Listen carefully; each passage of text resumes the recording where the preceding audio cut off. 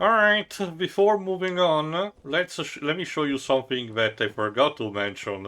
Um, since there is an Easter egg in this place that we haven't seen, and I think it's worth showing. After that, we'll move on, promised. Let's dispatch this guy. Here we go. It's around this area. It's also showcased by the fact that it has different objects that I can... Oh fuck, I forgot there's a crab. Why is there a crab here? Why not? Oh wait, they forgot the spot? No.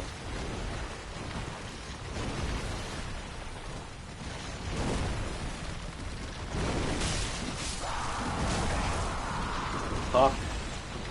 Let me just move on quickly. I could swear it was around this part. Let me just double check. There we go, there we are. Okay, we're back on track. I'll just deal with these guys.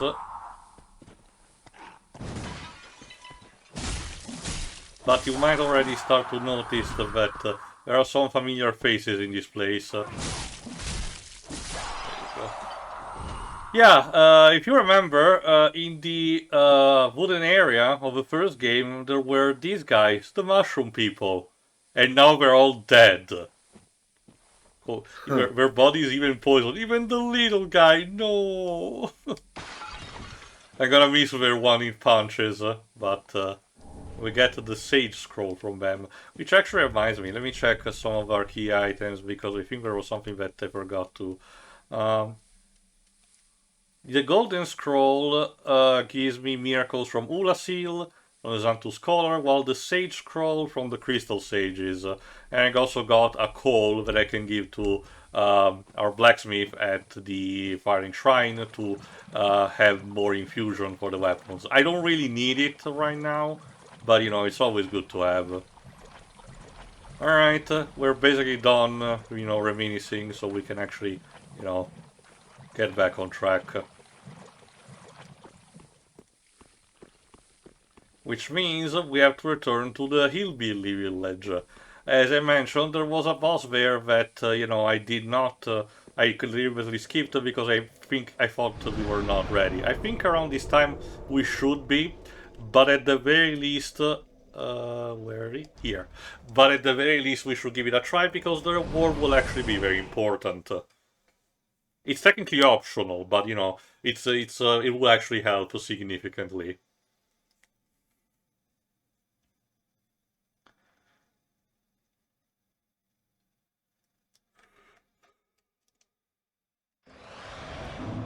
Here we go.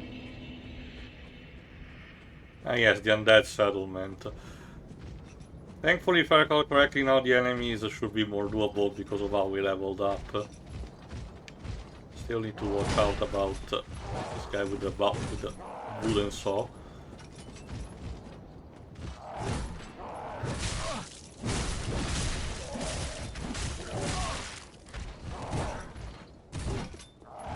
There you go. And if you remember, since I actually went to talk to the giant that was throwing the spears in this place, because these are not regular arrows, he should be able to give me a hand. There you go. Like this.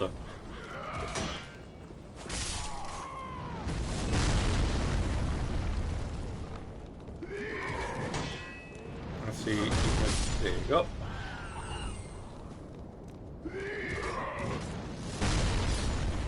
And yeah, specifically these arrows now are made to make sure that they do not hit me, so there's not even a case of friendly fire accidentally. Well, before it was indiscriminate. There we go.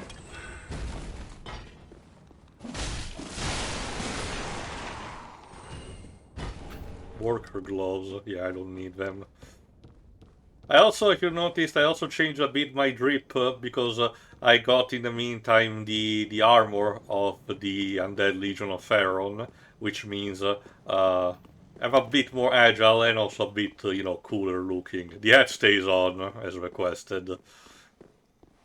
Alright, let's see if there are any... No, summoning symbols? No, there doesn't seem to be any. Unfortunate. Which means we'll have to deal with this thing alone. If you noticed, it's the big object in the background. It was actually used in some promotional material. So we'll have to see if it works out. First we need to defeat these guys who are worshipping him.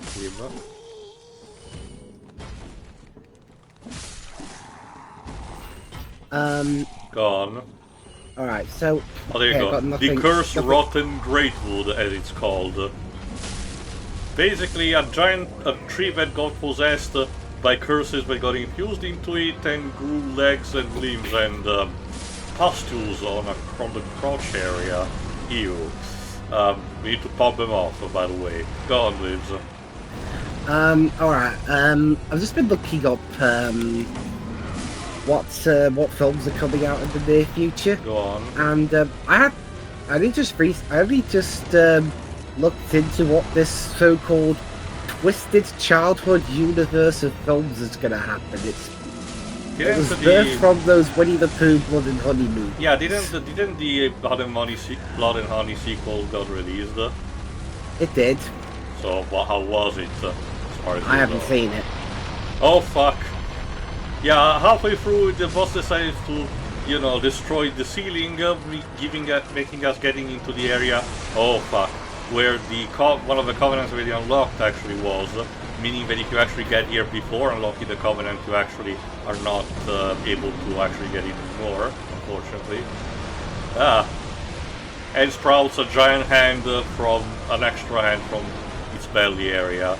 Very disgusting. Go and continue with it. Like, what we've got announced so far, all coming out in 2025 at the time of this recording. Yeah. Is Peter Pan's Neverland Nightmare. The name.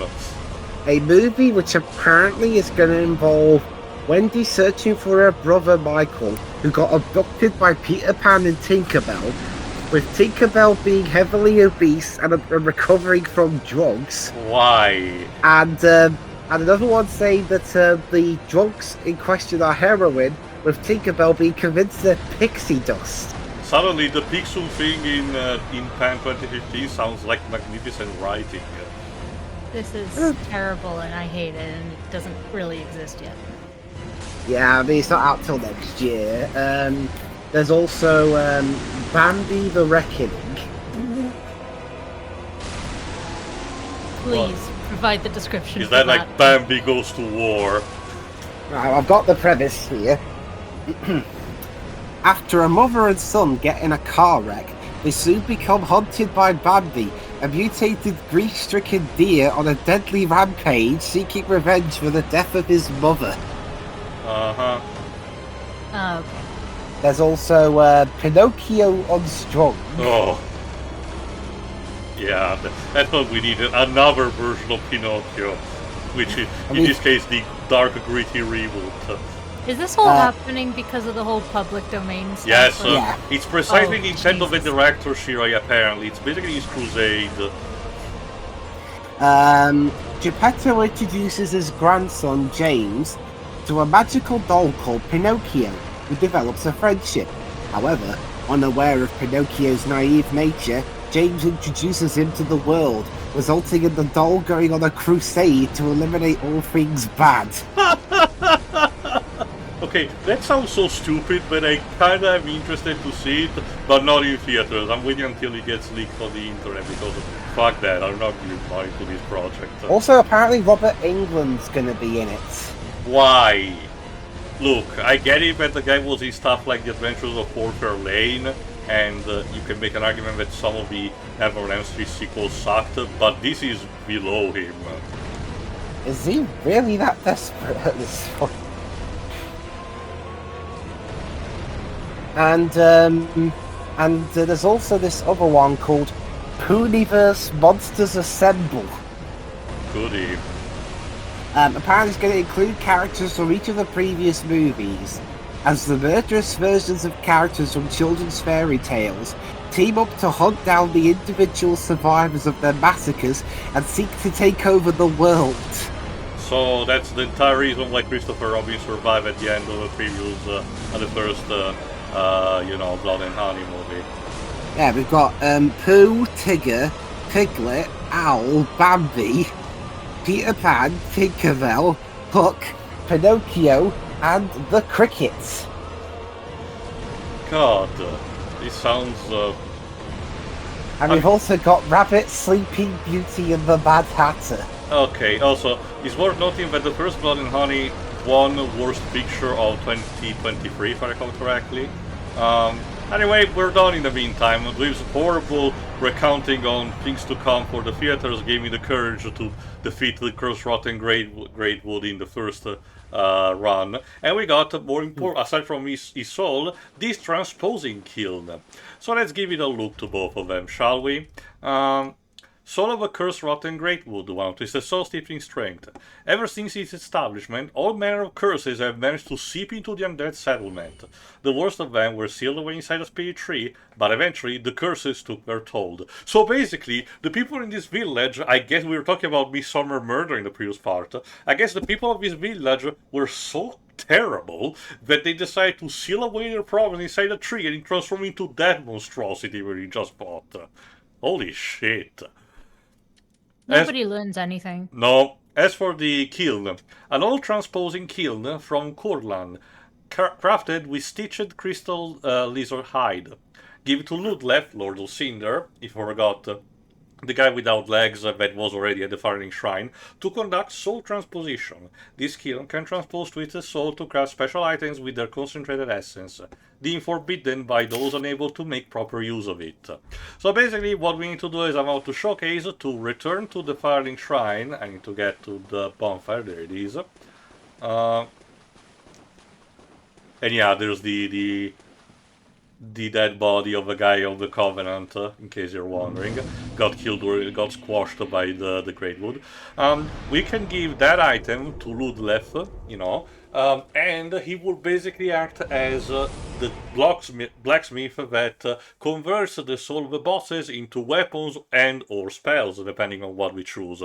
And I can tell you already what I'm getting. The sword of the Undead Legion of Pharaoh is pretty good. I don't think I'm having currently the stats necessary to actually properly wield it, but I'm definitely getting it now. Let me see. There he is. So let's go talk to him. Fret not, fret not. My feet are here firmly planted.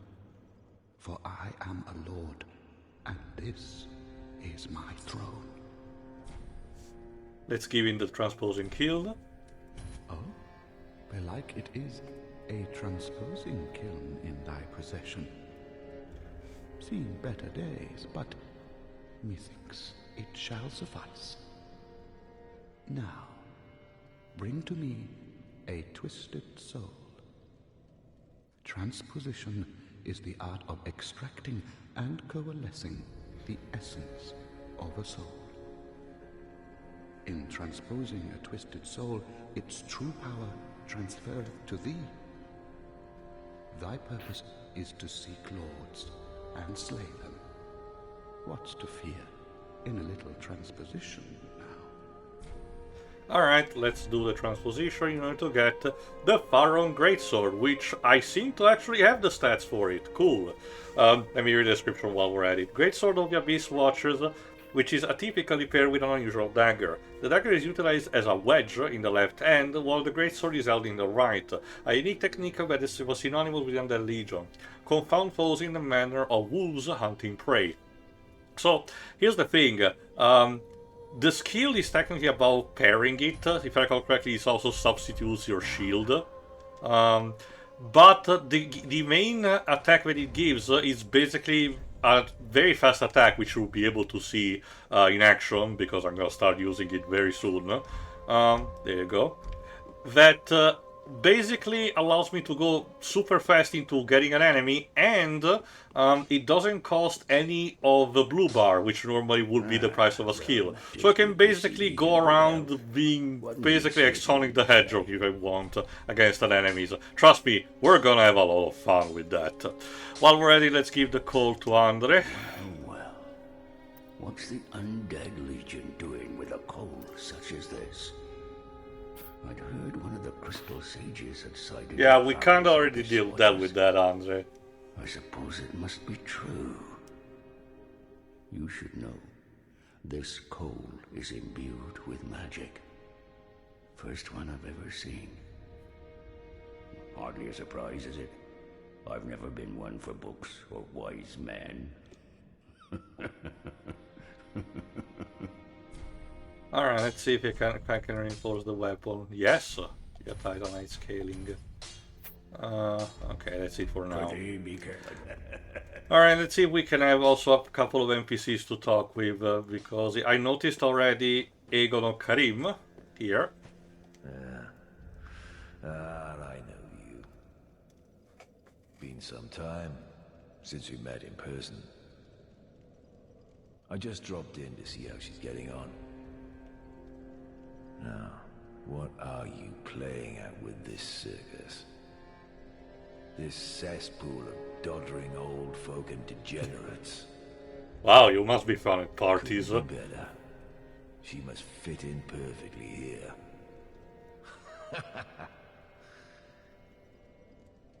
This place could... Alright, well, we're ready. Let's also give the... if I recall correctly, the tone to champion, her. do you wish to hear? No, I don't need to give it to her. Who would I have to give to her? Oh, maybe it's someone else that I haven't recruited yet. It's very possible. Let me also use this to check if Grey Rat has returned. No, not yet. And finally, let me see, before moving on, if Patches has actually moved his ass here or not. And not that I really need the stuff that he's selling right now. The important stuff was to get the Katarina armor, but you never know. You just wanted to talk to him. Of course. He's such a gentle soul, right? Uh-huh. Is he now?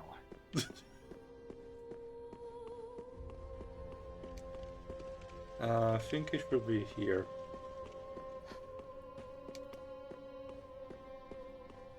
Yeah, ideally... No, I guess it will move on after I'm dealing with the next dungeon. Ah well. While we're at it, last thing to do is to offer the cinders of a lord onto the corresponding throne. In this case, the Undead Legion of Pharaoh. 1 down, 2 to go.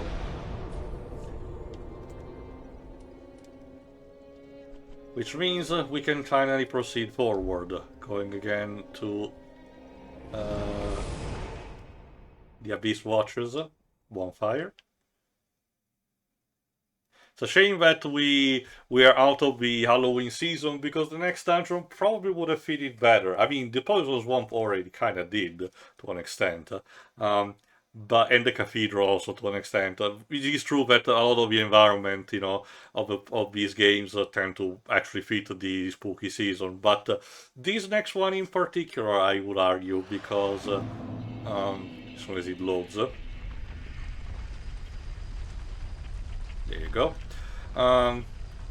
By touching the chalice here, if I recall correctly, there you go, it moves open the passage that the Undead Legion was guarding, and it makes me enter the catacombs of Carthus.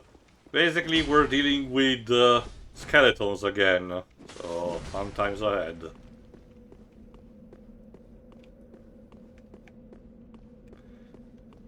There you go, you're about to witness a miracle, so to speak. So, let me see. Yeah, this place is not as big as the cathedral, but still relatively big, so we're gonna have a bit of a time here. And of course, the population is skeleton. But, there you go, with my trusty sword in tow, new sword in tow, I'm able to easily go around the enemy and just, you know, slash it without actually being hit. This is very easy, a very easy trick to, you know, to perform in order to have, there you go, to deal damage while confounding also the enemy AI. And we got here the Carthus Rouge. I think that you can apply to the weapon to give it. There you go. The only downside of this new weapon is that it consumes the special attacks consume a bit more stamina than normal, but is absolutely worth it. Normally these enemies will be more tough to deal with. Being a special weapon also, it's a bit hard to level up, but you know, and doesn't actually tick to plus 10 but to plus 5, but it should be perfectly doable.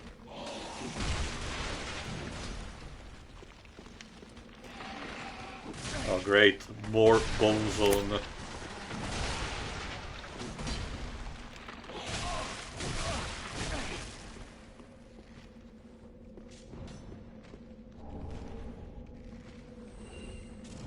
Yeah.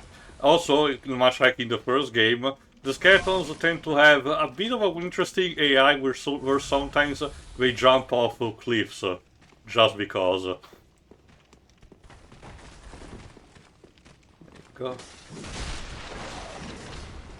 Anyway, I think we were actually saying before I was defeating the Rotten Greatwood. Again, the first one in the Full Blood and Honey was nominated and won Worst Picture of the Razzies for 2023, and honestly, it was kinda deserved.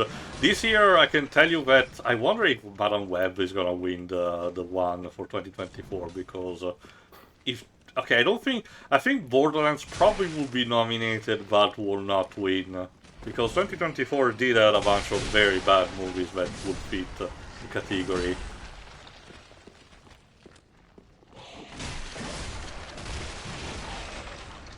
Honestly, Waves, what do you think so far has been your worst movies of 2024? Well, there's Madam Web. Mm-hmm. The best Pepsi Man adaptation. It's one of the most inept films I've seen in a while. Which is baffling, considering I've seen stuff on the director, and she's not usually this bad. Do you think it was a situation of one for me, one for them, where she was allowed to do a movie that she wanted, but in exchange she had to do this? I honestly don't know. Okay. Argyle, which was just kind of I don't remember that. It came off as just basically discount Kingsman. Okay. And it's from the same director, and it's also from the writer of Pan. Oh, goody. Just looking through the list. There was Borderlands, like... Ah, yeah, Borderlands, one of the most boring films ever made. Yeah. Dune Part... I'm kidding. I forgot that Dune Part 2 was this year, not the last one. At least it is true, effectively. Let's see.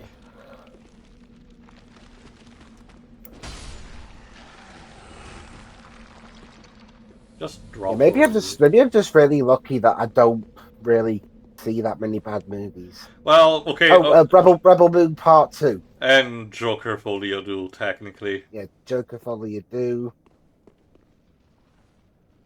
I should stress these are the only ones that I've seen, and for all I know, there might be some small indie flick that's worse than any of them. Maybe like a Netflix exclusive, they tend to actually crop up, and recently they have won 2 years in a row the worst Razzie, the worst picture for Razzie. One was the screening of Diana the Musical, which really felt more tasteless than just outright bad, and the other was Blonde, a fake biopic about Marilyn Monroe for some reason. So yeah, both of them really sucked. So maybe it is true. Maybe there will be, you know, one that trounces them all that we don't know about. Is the Kissing Booth series over? I actually don't know.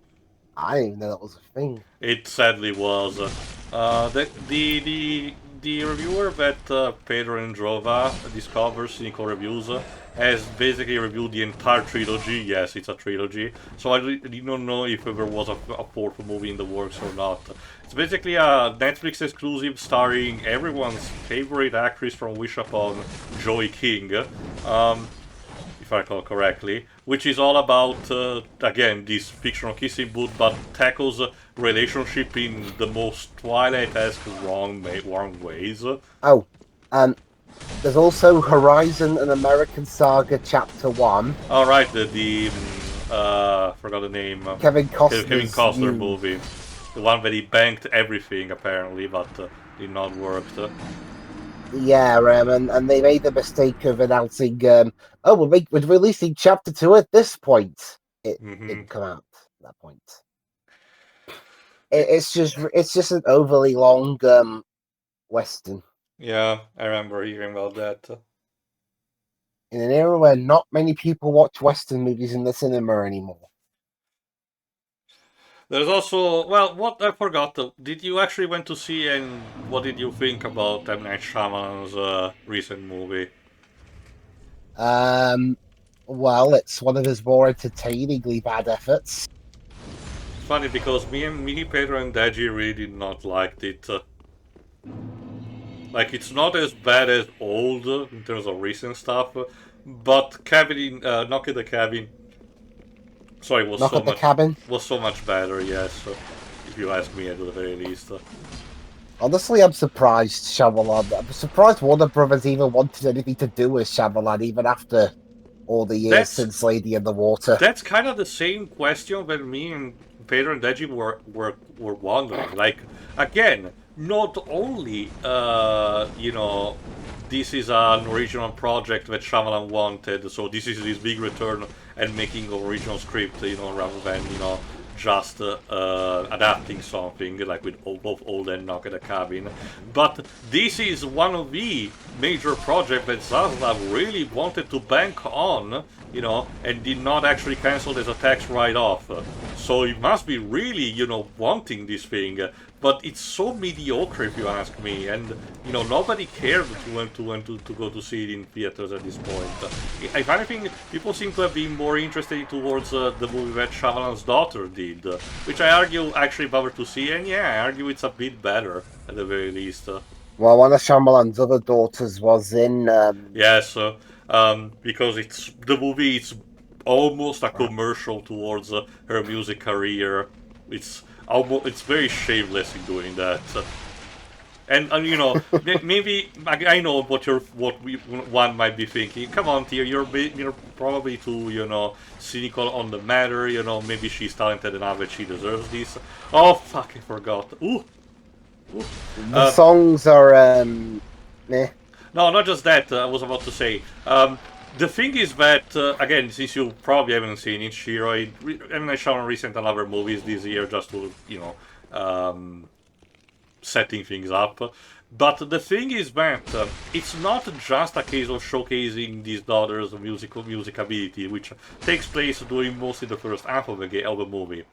But the daughter becomes pivotal in making sure the bad guy gets arrested in the second half. Sure, she drops out of the very last bit of the movie, but for the most part she's very pivotal in understanding what's going on, and her quick thinking is the key to actually make sure that the bad guy gets arrested. So, again, there's a clear case of nepotism there, and not a particularly subtle one.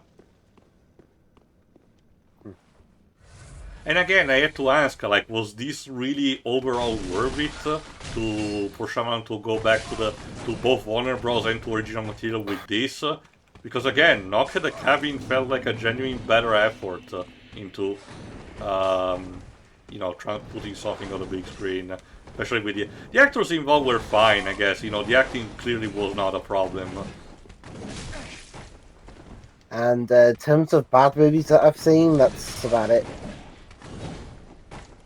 So okay, based on the stuff that you're seeing, who do you think is gonna win Worst Picture, I know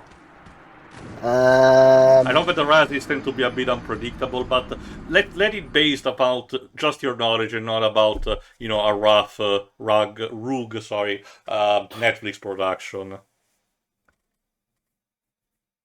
Well, I mean, I think Madam Web's got the biggest shot of being Again, at least up there, because how adept it was, how adept it adeptly put together it was. that is true. It's worth noting, however, that last year Morbius was also nominated for Worst Picture, but did not won. And yes, I still agree that Winnie the Pooh Blood and Honey was genuinely a worst experience.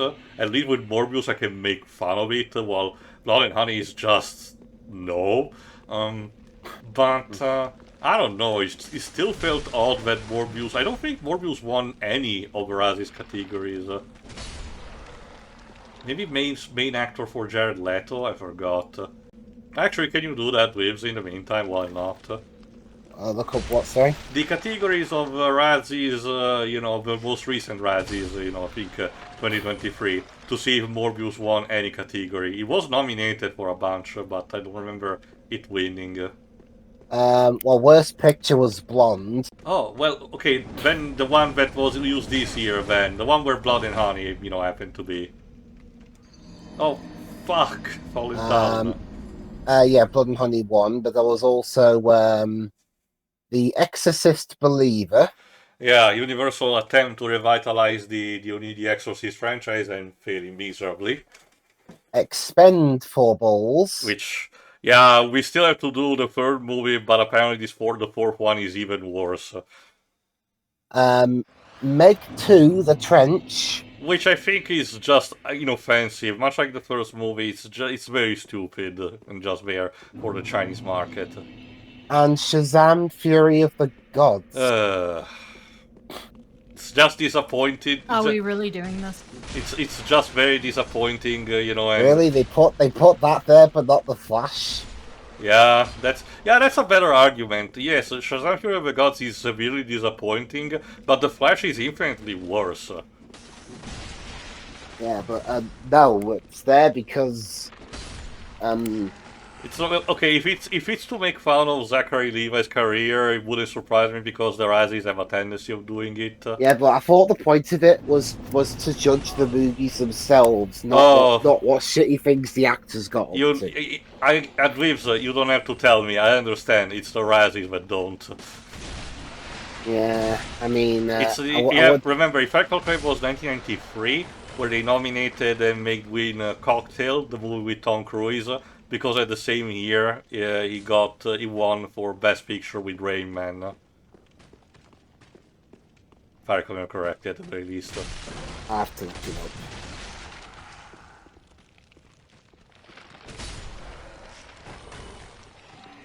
Go. I should say 1994 Razzies, since that was the worst of 93. Indecent Proposal won that year. Okay, I forgot the year which Cocktail actually has. Because again... Cocktail. Yeah. And Cocktail came out in 1988.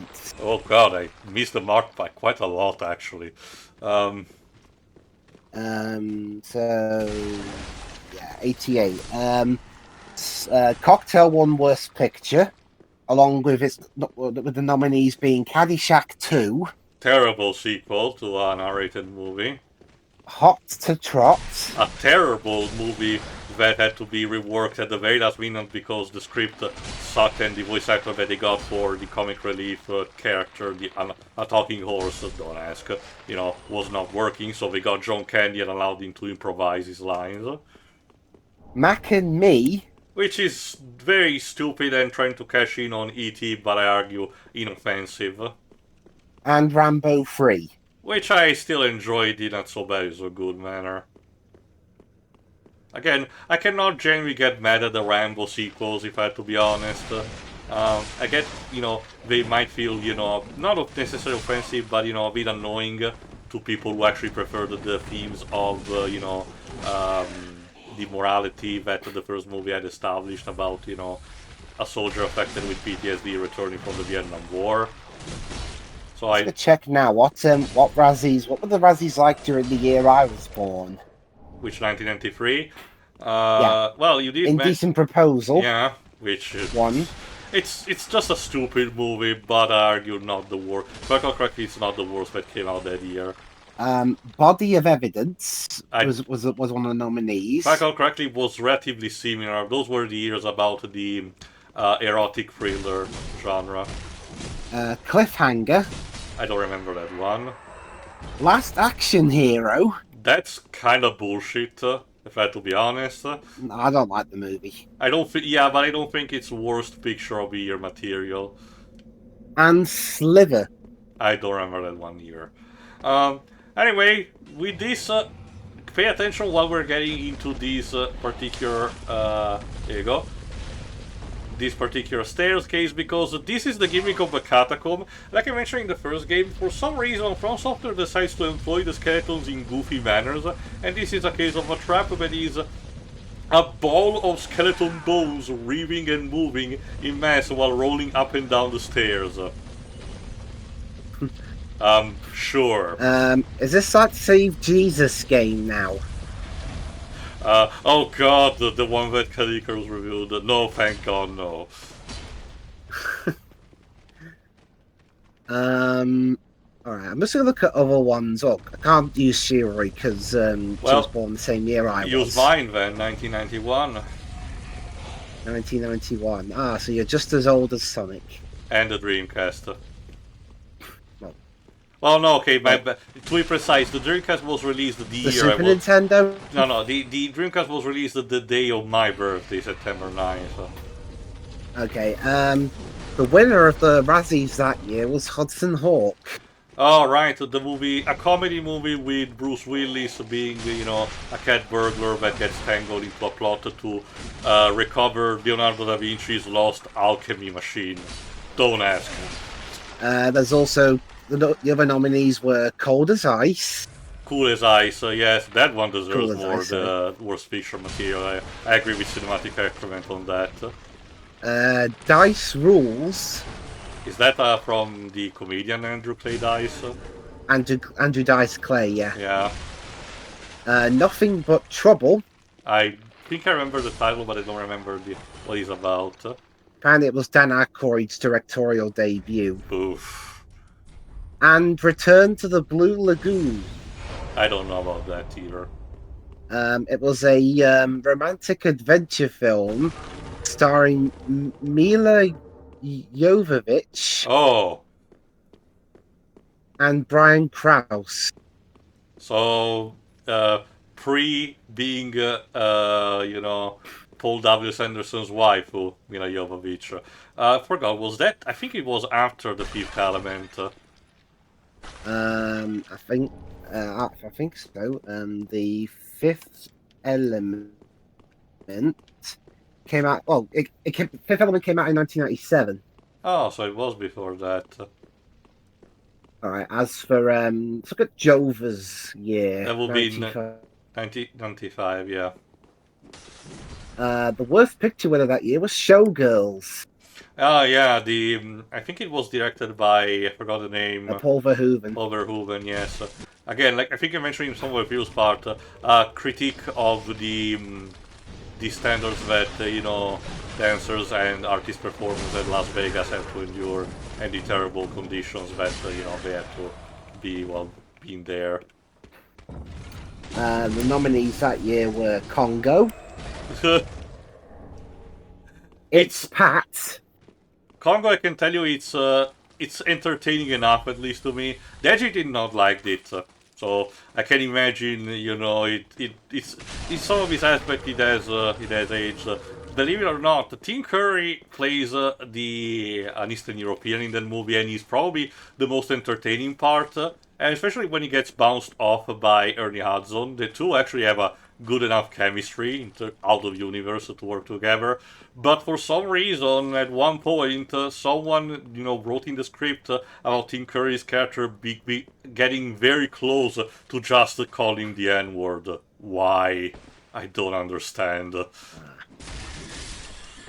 There's also It's Pat, as I mentioned earlier. Fuck.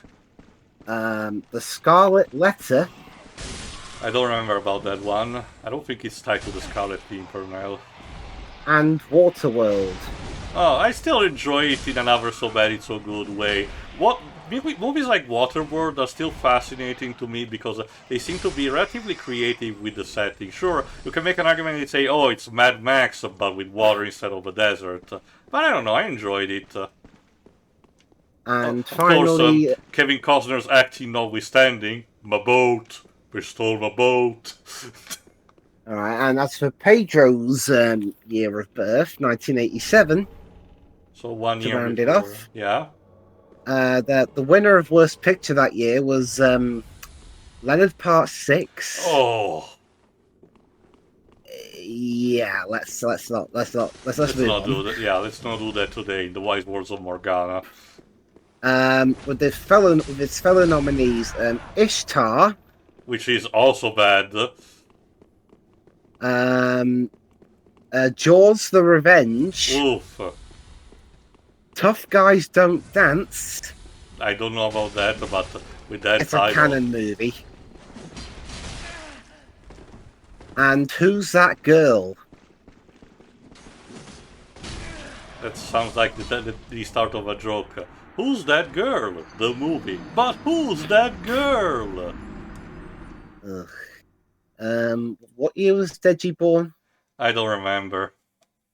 Yeah, and I can't really ask him now because I don't think he's. Oh, No, yeah, he is here. Well, he's busy still, but Yeah, well, we'll do that. We'll do Deji's year another time. let me check the time. Speaking of time, let me check. Yeah, we can give it another try. The thing about the catacombs is that while it's not as dickish as the cathedral in terms of bonfire placement, it still makes you work for them a bit. And I also got invaded, as you saw in the meantime.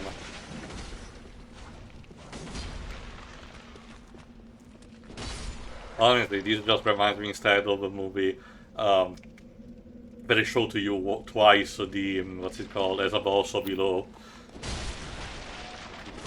Maybe if we keep going like this, we'll actually emerge from the underside of Notre Dame de Paris. Speaking of bad movies, have you seen an Alan Smithy film, Burn Hollywood Burn? Yes, but only in its original language and after I knew about the review of it, because I know that the movie, I think, came out in my country, but I don't know actually how it was handled here.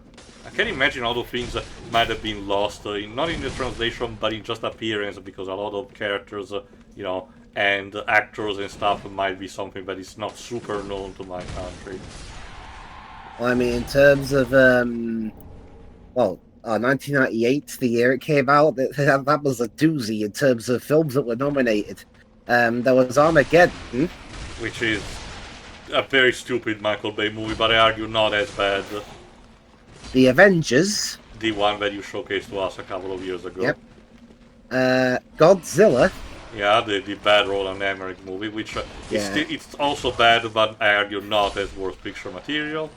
which is a load of fish, and Spice World. Ugh, which is just nothing. I argue it barely qualifies as a movie because it has a very simple story that gets resolved very early on, and the rest of the movie is about meandering, not even joking. The rest of the movie is just the Spice Girls faffing around. Yeah. It's kind of similar to the Bratz movie, basically. Oh, Which honestly says a lot that, you know, I know that there's a discrepancy of like 20 years in the making, but when the Barbie movie managed to actually, you know, be more thoughtful, you know, and clever with its type of, you know, wanted to be a promotional movie, but at the same time trying to have a plot, than the fucking Bratz movie did in the early 2000s. That I think says a lot.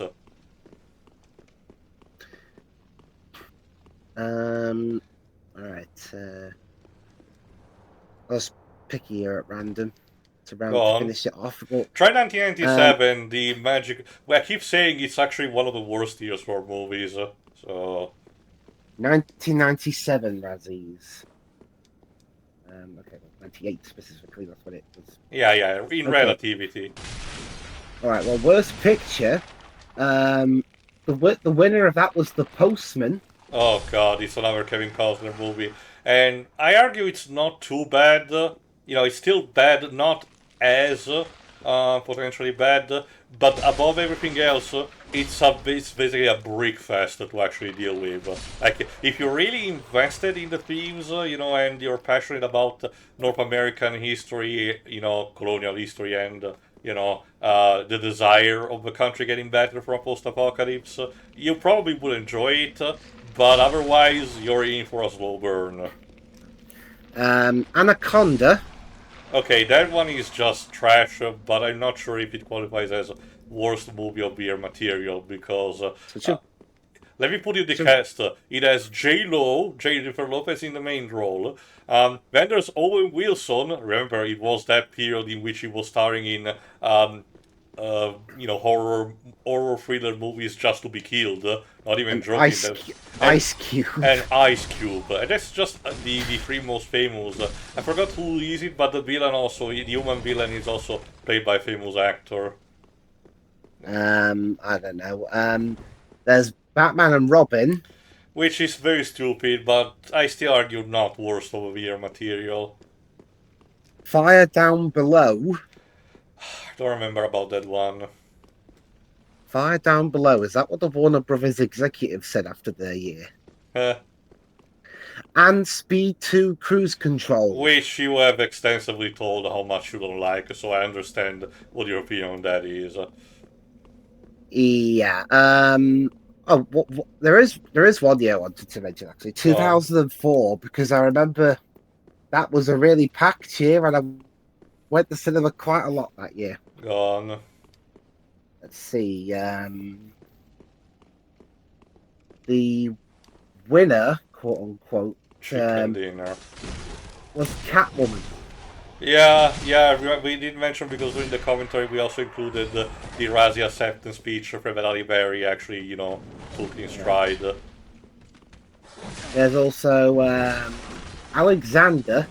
Which I do enjoy it technically, but it's another slow burn. Same exact thing that I mentioned about the Postman. Like, if you actually like Greco-Macedonian history, like in this case Alexander the Great, you're actually gonna enjoy the movie. Otherwise, you're in for a very, very slow burn. And some very creepy scenes, to be honest. I mean, uncomfortable scenes. Super Babies, Baby Geniuses 2. No, kill it with fire, please. Surviving Christmas. Ugh. And White Chicks. Oh god, that's just a slaughterhouse. I forgot. Who actually won that year? Catwoman. Right. Well, I guess it was really just a case of, having a lot of bad things going around at the same time. Well, I mean, it's the most ineptly put together that I've seen Mm-hmm. of the came out that year. Anyway, oh yeah, I remember one other thing. I remember people saying 2010 was a Well, crap year for movies. remember what Pedro said about it. There's the fact that, if I recall correctly, it was at that point. The first half of the year was just awful to handle, but after Inception came out, things did pick up, thankfully.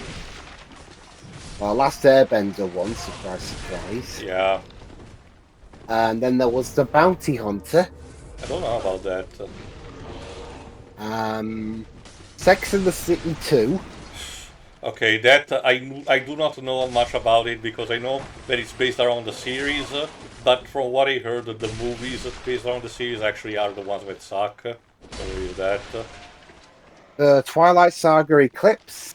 Which is still bad. I'm not sure if it qualifies as worst of the year material, but it's still bad. And Vampires Suck.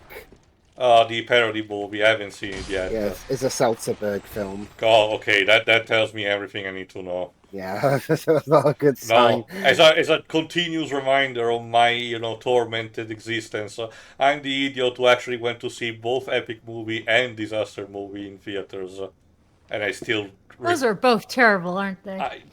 Seriously, I wouldn't recommend it even to my worst enemy. No, like I'm saying this from somebody who has seen both. Like, I don't even know what did compel me to go to see them, if I have to be honest. I remember I was with a friend, so it might have been a case of, oh, the poster doesn't look bad, let's give it a try. Then again, there was also the case, get this, Wibs, in 2010-11, roughly around, it was a period of time where I was trying to have a bit of a bonding moment with my father, just, because circumstances and had to separate a bit the family, so we were trying to, get back a bit together. And the movies that we decided to go see in theaters for that to bond were the Garfield movie, the first Garfield live-action movie, and X-Men Origins Wolverine. So, yeah. You're not the best choice in the world. Very poorly, yes. Gone. Okay. 2012. Another packed year, but with also some shit. Twilight Saga Breaking Dawn, quote, won that year. Which part I forgot? Part 2. Okay. Yeah, so there's still the whole stupid imprinting gonna pay in front thing. I don't. What were the other contenders? Just to know. Battleship. Okay, that one is demonstrated other generation is still bad. Not sure if it counts as worst of the year material.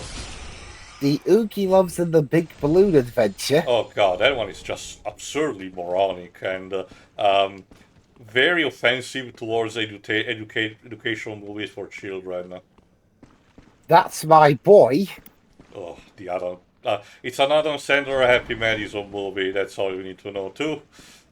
And 1,000 Words. Oh, goody! The Paramount movie, the movie that Paramount did not knew what to do with, and decided to just toss it there, just because in trying to cash in on Will Smith Eddie Murphy being tied to the Oscar season.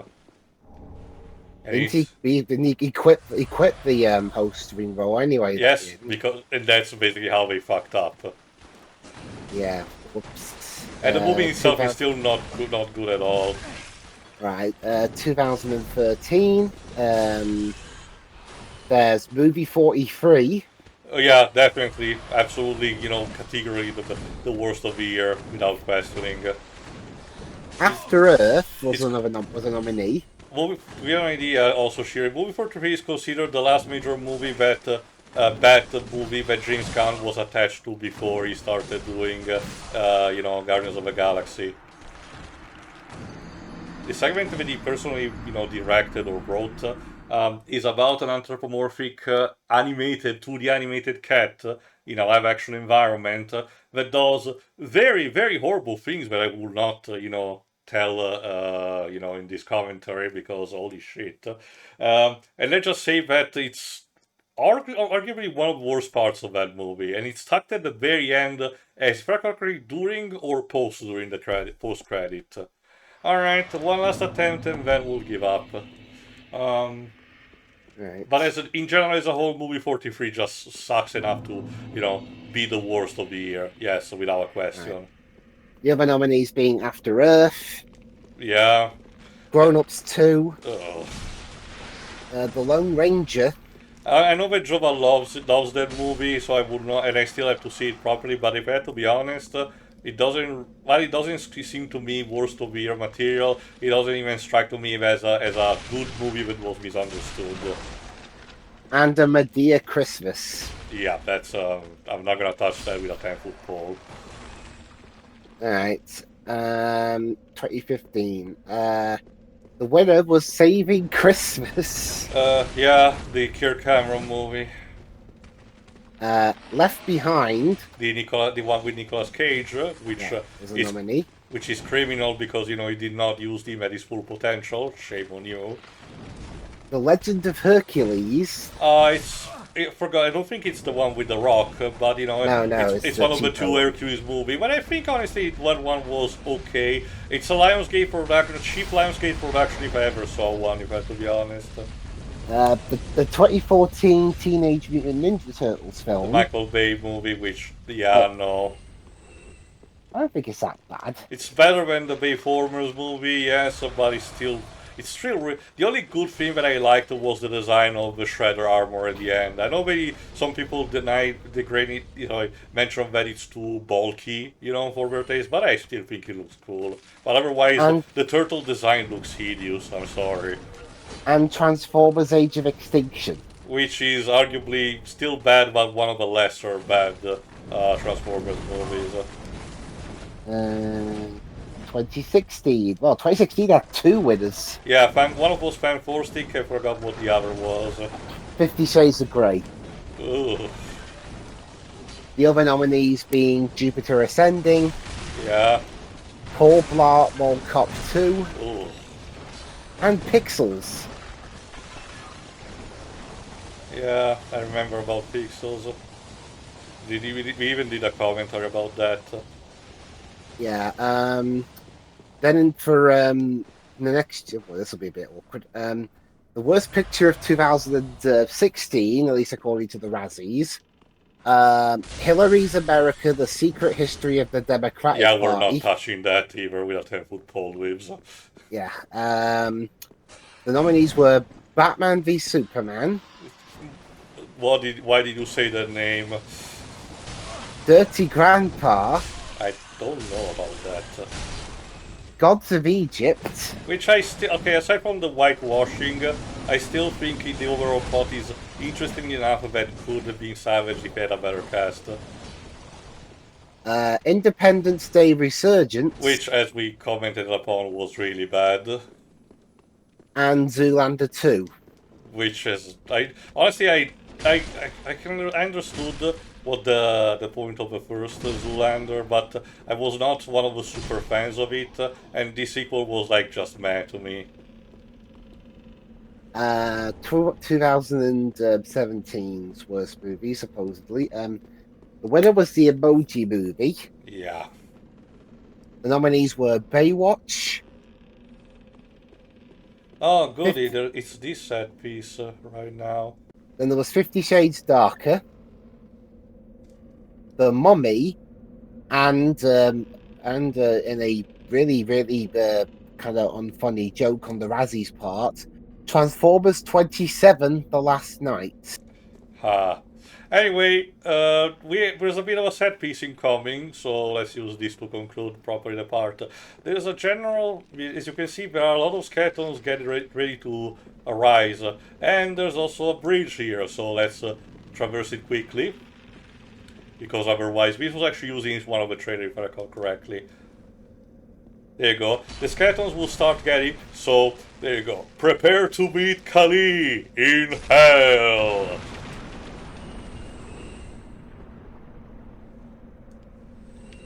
There you go. And by using our binocular, it's a bit hard to notice, but down there is someone or something. Let me see, if I recall correctly, moving forward there is the boss fight to have, but I cannot guarantee we'll manage to do it, and I want to try to finish the part. So let's see if I can find a bonfire while going down instead, because yes, we can use the remains of the bridge to actually go down. Oh no, there's this one, I forgot. Actually, let me go back up. Yeah, it's better. It's actually better if we try the boss, believe it or not. At worst, I'll just die and, respawn at the bonfire, and we'll continue in the next part. That's not too biggie. We still did significant progress enough today, so don't worry about that. So let's give it one try. If I recall correctly, we don't have help for this fight because it's a bit unique. Let's see. Beware of Lord of Cinder. No, really. Time for Lonely. Alright, let's open the door.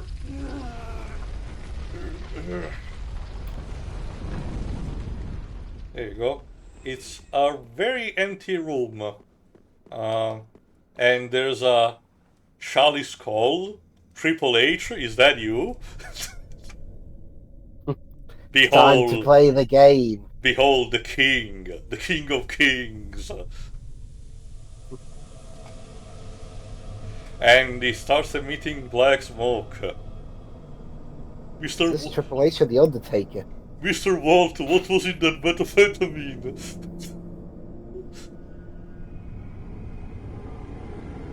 which literally sucks away the light out of a room.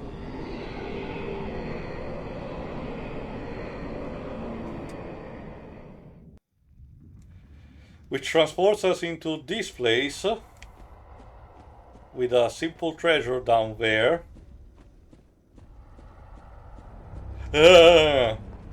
This is Lord Volnir, the leader of the Carthus catacombs. The gimmick of this fight is that there you go. I need to destroy these glowing bracelets that he has. You need to destroy the one ring. The actual three. He has 3 golden bracelets, and I basically need to destroy them properly. And it's kind of a race against time, because, ouch, because otherwise, if he can actually potentially chase me towards the end of this fictional corridor I'm trapped in. Ow. And if he does, you know, it will start pummeling on me, which is, you know, not very recommended.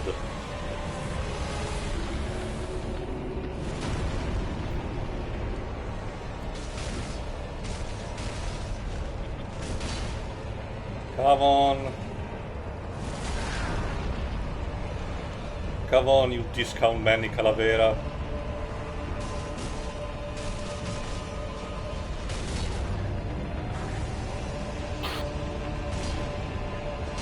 Yeah.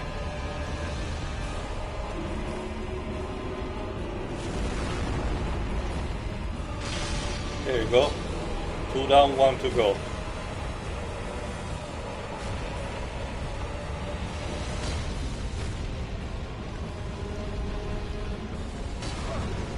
Come on. No! Yeah, staying too long in the darkness actually insta-kills me. Unfortunately. That's the big problem. Alright. That's it for this part, folks. Let me get to the bonfire so we can conclude. But as you can see, it's still relatively doable. It's just a matter of actually having to get back here, and honestly, I don't think we have enough time for that, for giving another try. But still, like I said, we did significant progress, so maybe at the beginning of the next part we'll start, you know, right back at the boss room. So, until then, see you for the next part. Yeah. Bye.